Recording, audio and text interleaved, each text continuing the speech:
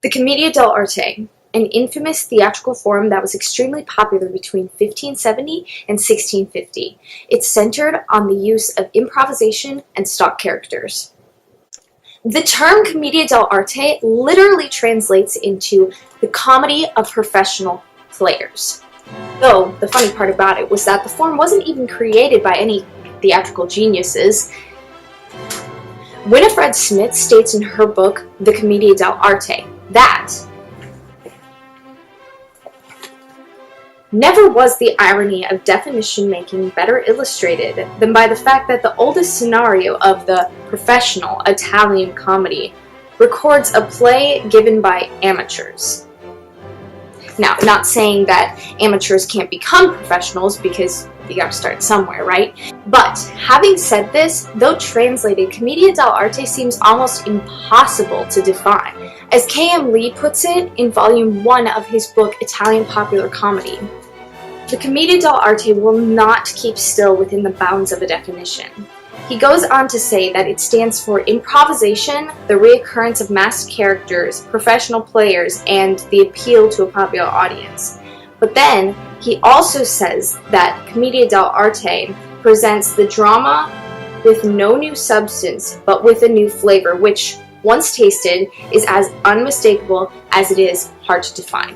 Now, the Commedia dell'arte troupes usually ranged from 10 to 12 people, usually 7 or 8 men and 3 or 4 women, which comes to note another very important part of the Commedia dell'arte, the female performer, but we'll get into that later. Each performer in a troupe was designated a character, and they always played that character whenever they performed. These were referred to as stock characters. In our textbook, Oscar Brockett's History of the Theater, he states that every troupe had its own stock characters, with a name and traits that set the character off from similar characters in other companies. Nevertheless, the same character types tended to be repeated from one troupe to another. Consequently, although variations were numerous, the basic outlines remained relatively constant. These stock characters generally fell into 2 categories, the masked and the unmasked. The unmasked characters were those of young lovers, who usually had signs of jealousy, fidelity, and fickleness. Their personas were not as recognizable as those of the masked characters. They were more meant to be seen as variations of a type, not so much as individuals. This hints at the fact that everybody who's in love all has the same intentions, but not the same way of pursuing them. Lee states in his book that the lovers make the play, but only so much as they are objects of a comedy of intrigue. Of the masked roles, there are the masters and the servants. The masters usually held the same name no matter what troupe that they belonged to. Of these characters, there was Capitano, Pantalone, and Dottore. Pantalone was usually a middle-aged or elderly merchant, and he was usually from a higher level of society, so he was usually pretty wealthy. Dottore was usually Pantalone's friend or rival, and he was also from a higher level of society as well. Capitano's a little different than those two. He originated as one of the lovers and started to morph into this selfish, prideful man who was always he was always bragging about his successes and his efforts.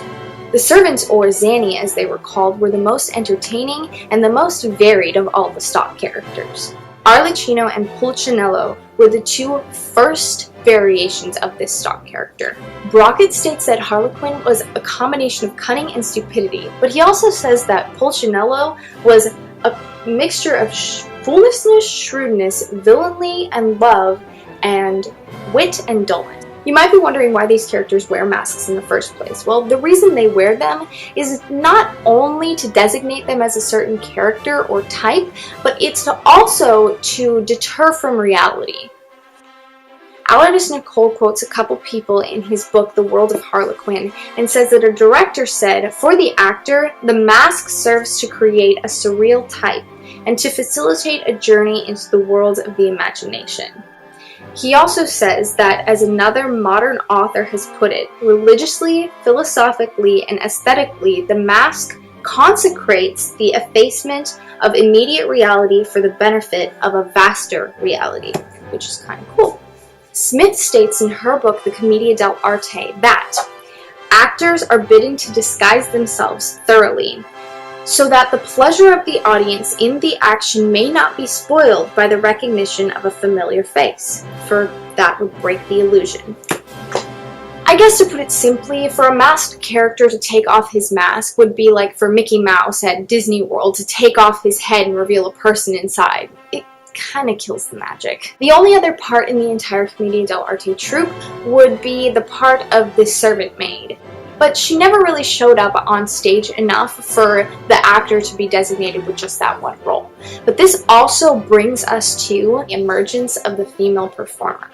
Though absolutely revolutionary, it should be known that the presence of the actress on stage wasn't always for light-hearted amusement or just standard performing. First ever female performer was part of the Commedia dell'arte, which is another reason why Commedia dell'arte is so important in society. But Rosalind Kerr states in her online text, The Rise of the Diva on the Commedia dell'arte stage, appropriately named, that it has been argued that the presence of the actress was evidence that the theater was a place of public prostitution. The problem was, the need to earn a living is what drove women to the stage, and women on stage were used to promote sales. This can possibly be called prostitution. And I know it's sad, but that's just how it is. And though valued, the female performer was expected to perform on the same caliber as her male counterparts. Though the actress's upbringing was not that nice, I'm sure we can all agree that letting a woman perform is one of the greatest ideas that anybody has ever come up with in the entire history of the world.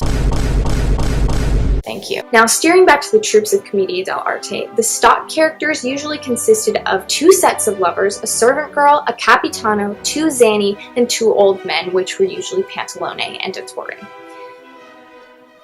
This typically gave the troupe multitudes of variations with thousands of scenarios to choose from. These scenarios are more known as scenari, which are not to be confused with theater plots, which contain abstracts of entrances and exits and prompters and everything that goes into theater, which is awesome. Lee states that ideally the scenari should indicate the subject matter or style of conversation, the grouping, and the gestures which mark the critical movements of the plot's evolution. Actually, they give with varying adequacy a scene-by-scene resume of the play.